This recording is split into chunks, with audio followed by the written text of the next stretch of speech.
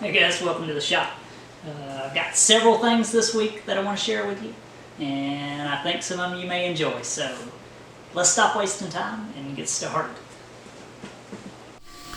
Alright, here I am at work, just a little look behind the scenes. I'm Tig Welding, 140 amps with a Miller Dynasty 200, and I'm welding some 310 stainless steel schedule 160 really thick wall pipe, 1-inch pipe, and I just figured I'd share this with you guys. It's a little look at some of the stuff that I do every day. You know, I weld quite a bit at work, but it's not all I do. I do quite a bit of machining also, just general fabrication of one-off parts. So thought I'd share this with you, and I think it's pretty neat.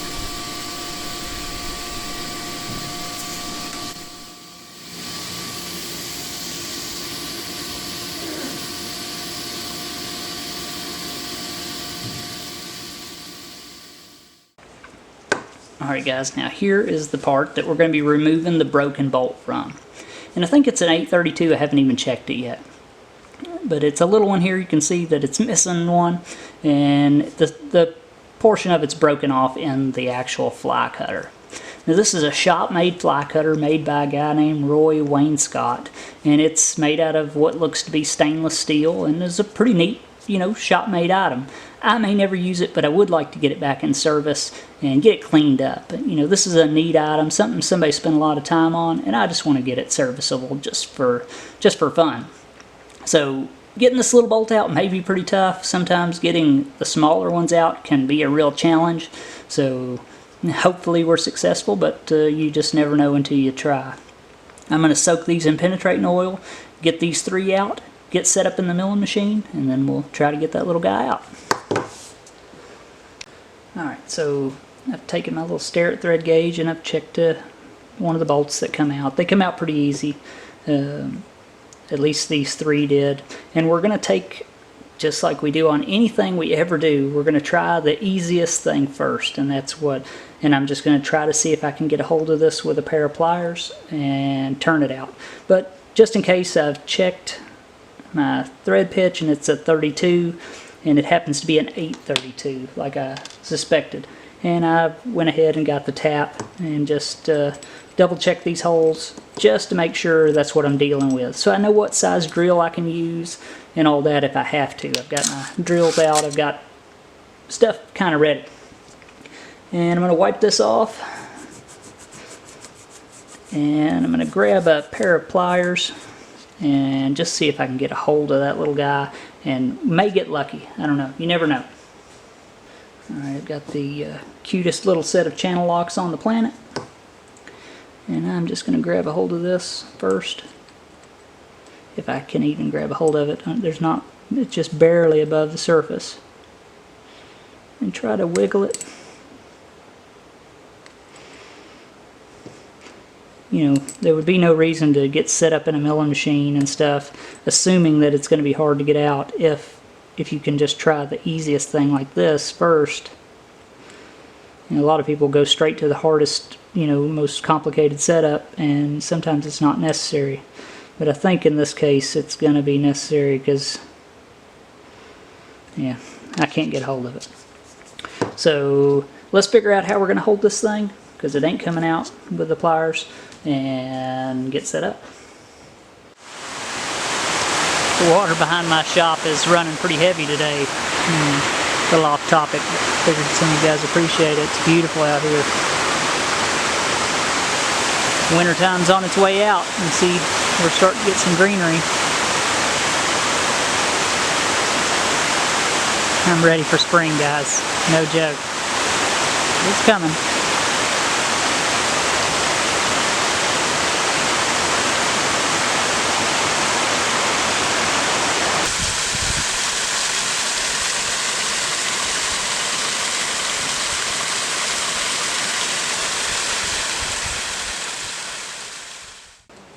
Alright, decided to use will be a set of collet blocks that I got with this toolbox and stone these off, and you know, they're a decent usable set, a rough set. So let's see if we can get you know, a hold on this guy, get it in the chuck with these collet blocks.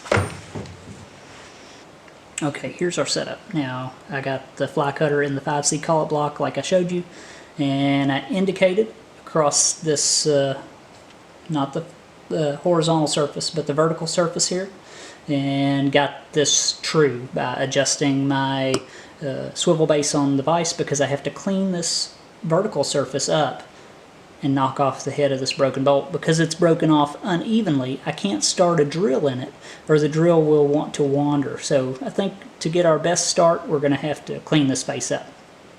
Now these faces were dressed with a file, I'm assuming, because they're kind of rounded. When I indicated them, I seen it both on this surface and this surface, so this is a rough operation.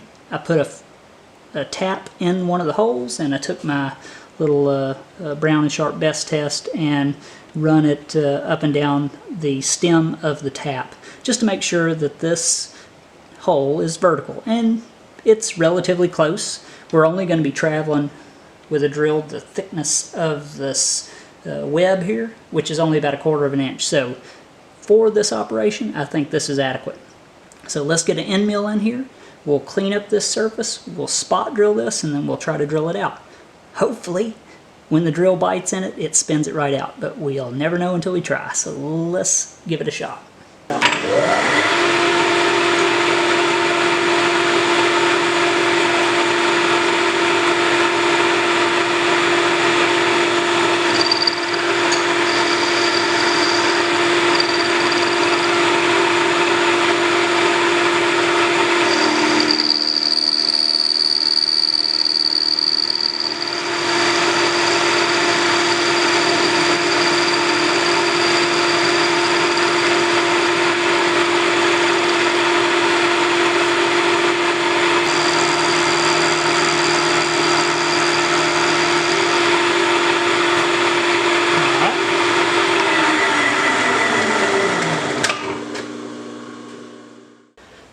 Get her part out over here on the bench, and I'm just going to use my little carbide scribe, and I'm going to try my best to get this in the center. It's pretty important that I get it in the center,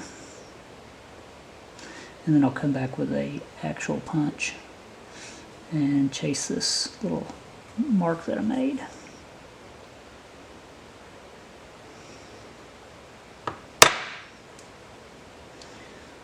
And then after you punch it in the wrong spot like you always do, you got to chase it to the center by angling your punch.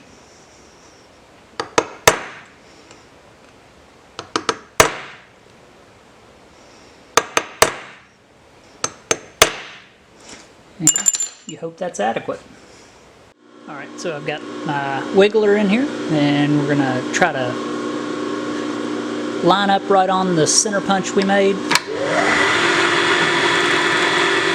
This thing running true.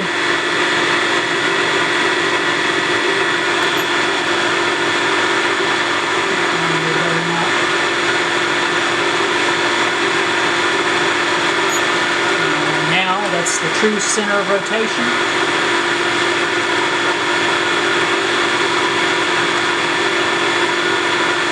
Down and line it up.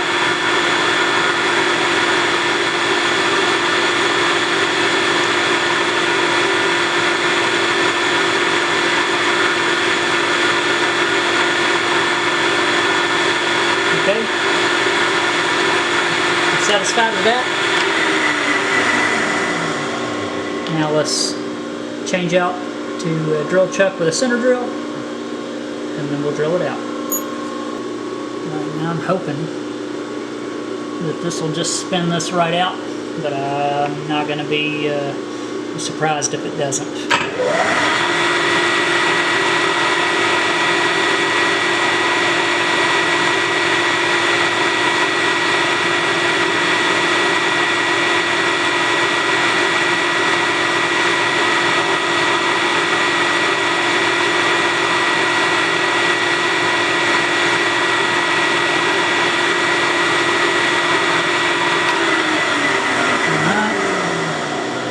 go to a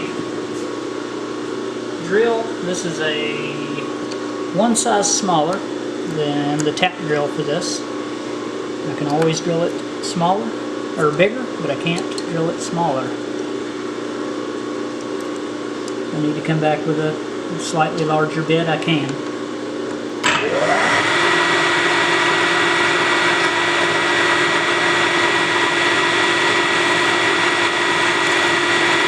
There we go.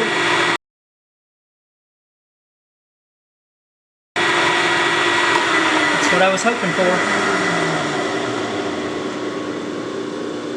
Spun it right out. Well, that went pretty well, I think. Got lucky, really. They don't always spin out like that. And if it wouldn't have spun out, we would have drilled it out and then ran a tap to it. And hopefully the old threads would have peeled out of it. We would run a drill through it, the tap drill size, that would cut right, you know, at the minor diameter of the cap screw. And hopefully you're on center and you don't chew up the threads. That's always a risk that you take, but it went pretty well. I'm going to put new hardware in this thing and it'll be 100% usable, and I'm pretty happy about that. I had my first ever visitor to the shop, Danny Metzger. He come by from Alaska. He had driven around. He had called me a couple months ago and asked if he could stop by, and I said of course. And he had been driving around visiting other YouTubers that he watched. He stopped by Brian Block's place and several other people. And I was happy to have him. He gave me the Get Her Done sticker from Turn Right Machine Works. I didn't have one of those. And he had an extra, so he gave me one, and I really appreciate it. So thanks, Danny, for stopping by. It was a pleasure. So that worked pretty well. We used our little Brown and Sharp wiggler. That's the first time I'd ever used one of those, and it actually worked really well. You know, you're just relying upon the center punch, and if you take your time, that's what it's all about. If you get in a hurry, start taking a punch and trying to beat it around and all that stuff, you just end up damaging what you're working on. You gotta go slow and try to do it the best of your ability, and usually you'll get decent results. Sometimes it doesn't matter what you do, you can't get them out, but sometimes you get lucky. I got some pretty neat things I want to show you guys, some tools or some items that were in these old toolboxes that I bought. Any of you guys who watched my video you know, a few weeks ago, know that I purchased a bunch of tools from a passed away tool maker. And in those boxes were a few really neat items that caught my eye, and I want to share them with you. Alright, so let's start off with one of my favorite items, loose items that come in this box, and that is all the literature that this guy had. Now, there's a lot of neat stuff in here. We've got two Morse, one tap selector guide and one drill selector guide.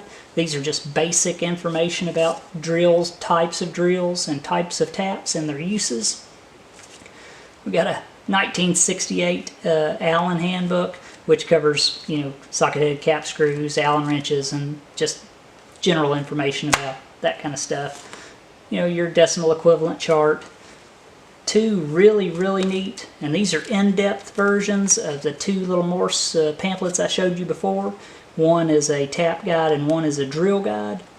And these will tell you anything you need to know about a drill or a tap. And I was really happy to get these. You don't see this kind of stuff anymore. I mean, this kind of stuff's kind of hard to find. So I was really happy to get those. Trig tables, a neat little trig table book, because I don't get internet access out here very well. So stuff like this is handy for me. Some neat slide rules. The metrics made easy. That's good for me. You know, just conversions. This is a feeds and speeds calculator. Slide rule. I love these slide rules, man. They're kind of geeky, but they're awesome. And then a cap screw dimensions finder. And another metrics conversion planner by Brown and Sharp. You know, a lot of neat information in all this stuff. So I was happy to get this stuff. got a, let me get you in a little closer so you can see this thing. Now that is a weird looking tap, and it is called an informer tap.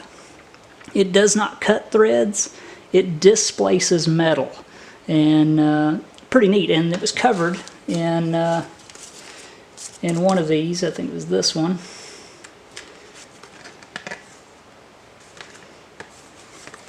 And let me read you this real quick, hopefully you'll be interested.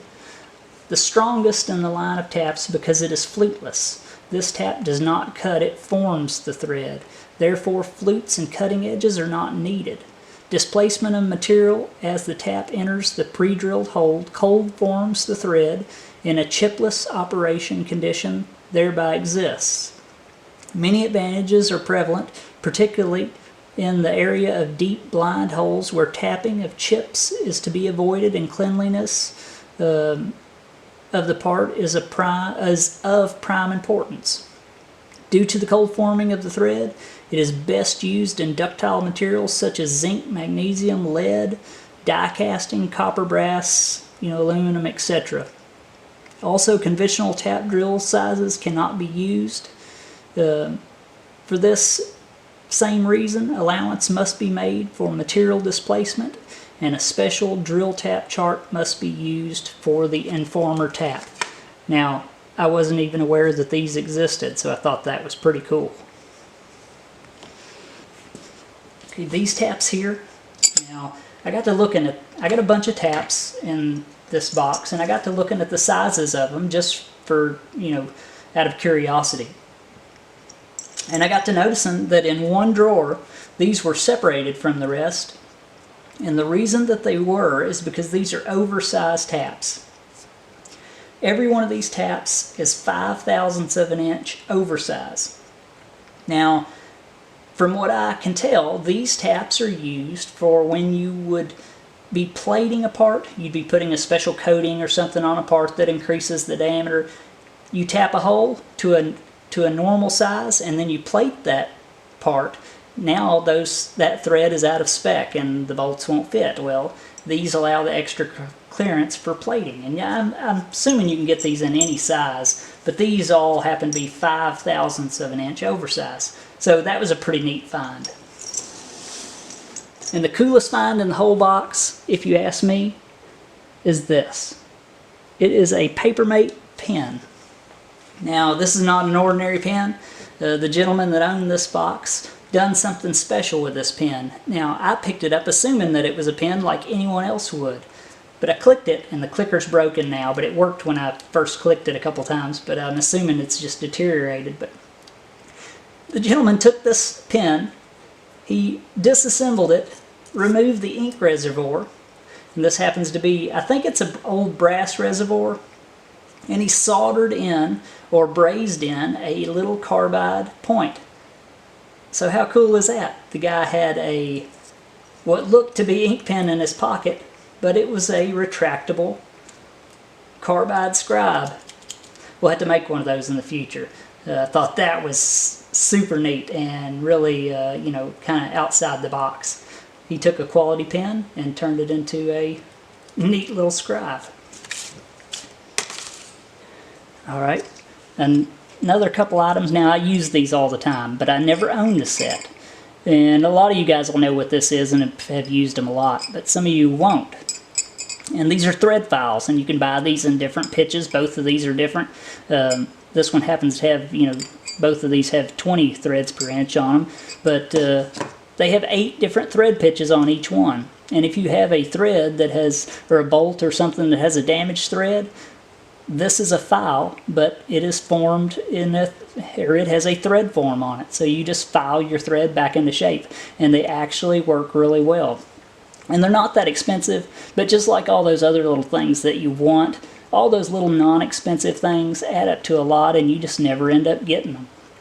And I'm really glad to have these. They're in pretty good shape, and they're a great addition to anybody's toolbox. Even if you're just if you just do mostly mechanic work, these are great and will save you lots of time. Alright, one of my favorite items in the whole box. Just probably cosmetic reasons, because it's just so neat. It comes in a neat little wooden case. This was made in Canada, and it is an angle finder. And you can use this on any surface. It does not have to be level, because the surface, or because this is adjustable. You can zero it out and then set up an angle and know that angle. So I thought that that was really neat. Now I haven't looked into this and seen, you know, what one of these cost, but this is definitely not the cheap, you know, Lowe's version, the hard plastic version. This thing is well made, and it has a liquid filled or a glycerin or glycol filled vial in it for, you know, I guess extra reference. So I thought that that was really neat, and it was made in Ontario. Another thing I got was this guy's prison shanks. You know, these come in handy anytime you get in a scuffle, and he had 2 of them. They're just they're just scrapers. This one was made, the gentleman made this one out of a 3-point file, or a 3-sided file, tapered file, and pretty neat. And he made a lot of little things. There was a lot of little odds and ends in the box that were handmade that you know, I'm going to hold on to, that I thought were really neat. You know, he was just like anybody else. He made a lot of his own tools. And I already cut myself on this one. This thing is razor sharp. So neat little item, simple item, but neat and great for, you know, deburring holes, especially in plastic or you know, items like soft materials. All right, one more and we're done. And that was a whole load now of broken tap extractors, some broken, some not. And I can tell this guy, from all of the broken taps that this guy had in the box, and all the broken tap extractors, I threw some of them away because it was ridiculous, the amount of them. Little so-called ease-outs that I have never had any luck with, so from massive ones to miniature ones. And you know, I think I've had one time that I've tried to use these that they've actually worked.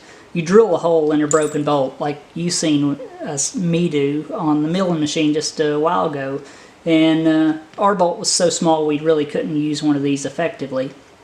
And then this has got a reverse fluting on it that supposedly goes down in the hole you drill, it bites in, and then you screw your broken bolt out. Well, really, I think all these things are good for is going down in the hole and flaring the bolt out harder against, or the stud, harder against the inside of the hole, and makes them basically impossible to get out. So thought these things were neat. You can get them in they come in 4-finger and 3-finger. You can use the 4-finger for the 2-fluted taps or the 4-fluted taps, but you can only use the 3-fluted ones for 3-fluted taps, of course. So there was a sum of each in here. No reason to dig through them, you see it. But I thought that was neat. Shows that this guy worked on a lot of hard material. Here's a little 3-flute deal. So you just slide that in the broken flutes of your tap, and it's as easy as that. You just screw it right out. It is that easy. No, it's not. They hardly ever work. Well, I think that went pretty well. At least, you know, it could have went a lot worse, and I expected every bit for you guys to watch me struggle with that bolt. But sometimes you get lucky, and sometimes you don't. And we resurrected a handmade tool from an old machinist that's probably long gone by now. And that's always nice. Guys, if you need to get a hold of me, I'll put my email up here. You know, if you need anything from me, just ask. I really appreciate you guys watching. You guys are the channel, all my old subscribers and all my new ones, and my patrons. I really appreciate you guys. And hit the bell, click on my little guy, and I'll see you next time.